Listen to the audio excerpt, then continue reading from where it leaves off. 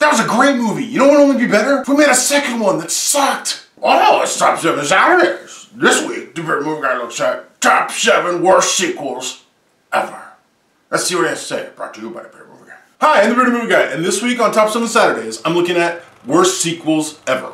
Well, maybe, like, who knows, ever. Like, they might make worse ones in the future, and I might have missed some in the past, but these are really bad sequels. Now, I'll start by saying they don't have to actually be the exact sequel. So I'm talking about movies that came after a movie. So it doesn't have to be number 2, I could be talking about number 5. And also because even though I hate the new Star Wars movies, technically they are prequels, not sequels. So I'm not going to bring them into this. But I want her. You lucky Phantom Menace, you were going on the list. Get you next time.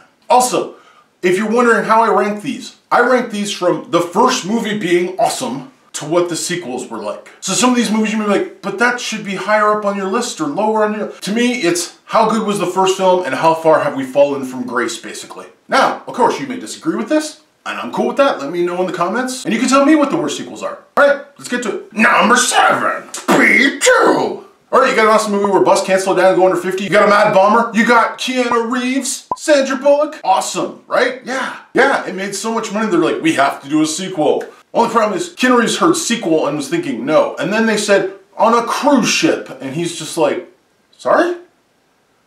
It's called Speed, right?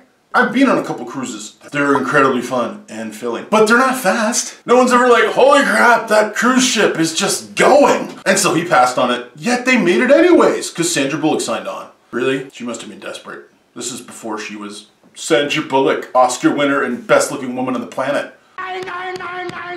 Speed 2 is a terrible sequel, makes no sense, and you can tell was a cash grab. Number 6, Triple X, State of the Union. Alright, so they had this thing that happened called Triple X, and it was with Vin Diesel, and it was right after Fast and the Furious hit.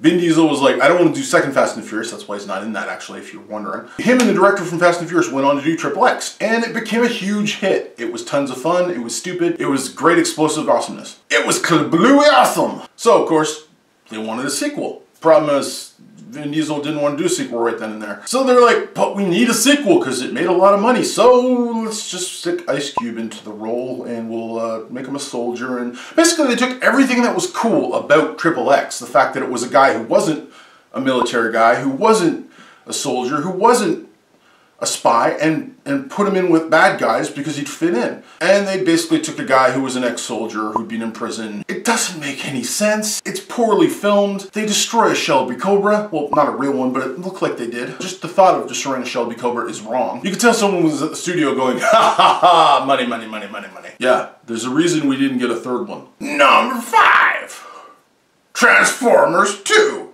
and 3 and 4. Again, let's look at this starting material. Transformers the movie, in its time, when it first was released, was pretty awesome. Why? Because we'd never seen that, and it was just like, we were so happy to see Transformers, and it had the voice of Optimus Prime from the cartoon, so we're like, we're sold. It's Transformers. Even though Bumblebee's not a Volkswagen, he's a Camaro, but we'll let that go. We were just so happy to have a Transformers movie that we let a lot of stuff slide. And then they made a second one. Holy crap. It's terrible. It's awful on every level. Anything that was cool from the first one had already been cool, and so it wasn't cool anymore. And then the story just kept on getting worse, and Michael Bay doesn't know how to direct anything without spinning around and having explosions go this way for some reason. Like, I've never seen real explosions do this. Like, with two, like, V's going out. That's fireworks. That's what explosions look like. And I just did a more practical effect than Michael Bay did. The second one is terrible. The third one is not as terrible. It's still terrible. Fourth one, I didn't see, so I can't say it's terrible, but I know it's terrible. Transformers movies are terrible, but the second one in particular had so many terrible things in there. It had terrible characters, it had stereotypes, it had a giant robot with testicles. Number 4, Batman and Robin. Okay, again, people will be like, this is only number 4? This is the worst movie ever. Well, no, it is a terrible, terrible movie, and I'm totally agreeing with that. It's possibly one of the worst comic book superhero type movies ever. I totally get that. But, remember, I'm starting from the original. I'm not a huge fan of the original Tim Burton movie. I liked it when I was a kid. I watched it now and was like, he doesn't understand Batman. So if you're starting from that as your starting point, it's not as abstracted as you think it is. It's someone who doesn't understand Batman just doing a worse job of not understanding Batman. But it's so bad. George Clooney, I love him. He's a great actor. Was not suited for anything in this movie. Chris O'Donnell was there, I guess. And don't even get me started with the Bane and Mr. Freeze and Uma Thurman. This movie was a bomb. Number 3, RoboCop 3. Alright, I love the original RoboCop, and I actually love RoboCop 2. It's not as good as number 1, but it's still good. It's just not as good as number 1. But RoboCop 3 is an affront to the series. Number 1, you have a different actor in the suit. Why? Because Peter Weller refused to do it. That should have told you something. Don't make the movie. Number 2, you have RoboCop flying on a jetpack, fighting ninja android robots. It is so awful. It had the same character as his partner from the first 2 movies, and when she called him Murphy, I wanted to smack the woman. For shame! For shame! How dare you call that guy Murphy? He was not Murphy. It's awful. And if you look at RoboCop and then RoboCop 3, it's just, oh man. It's a big fall off that tall building, isn't it? Number 2, Superman 4.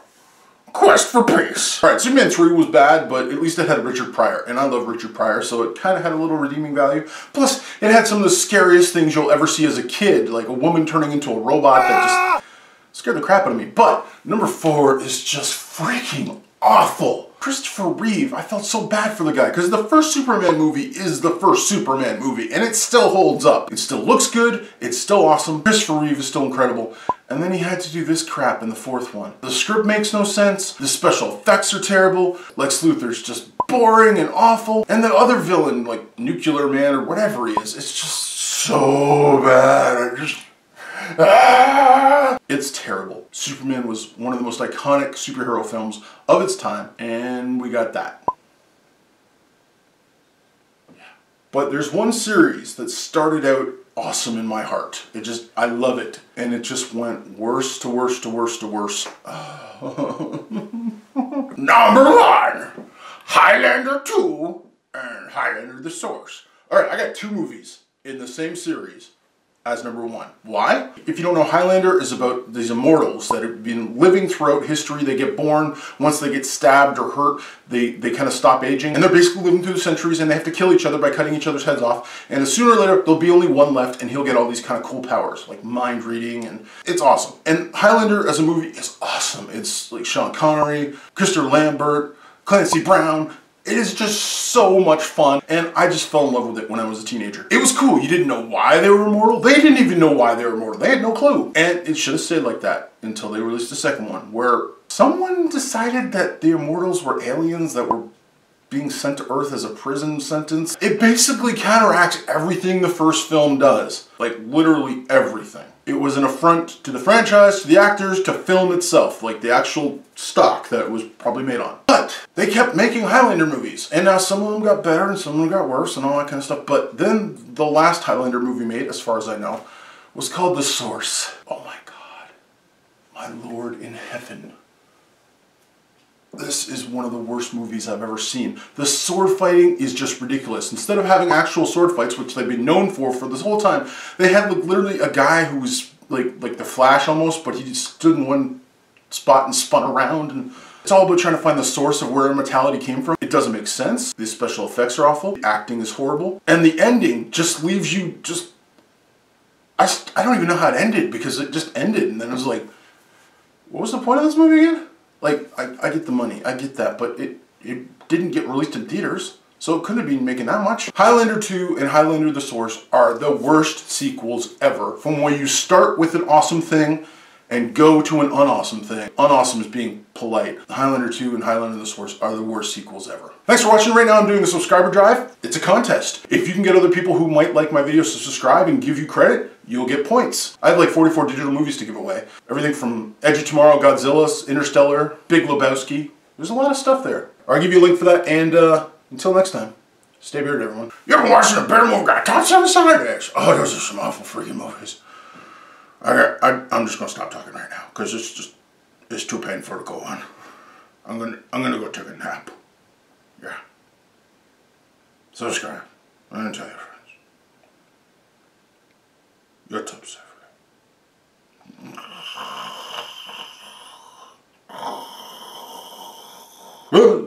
Source.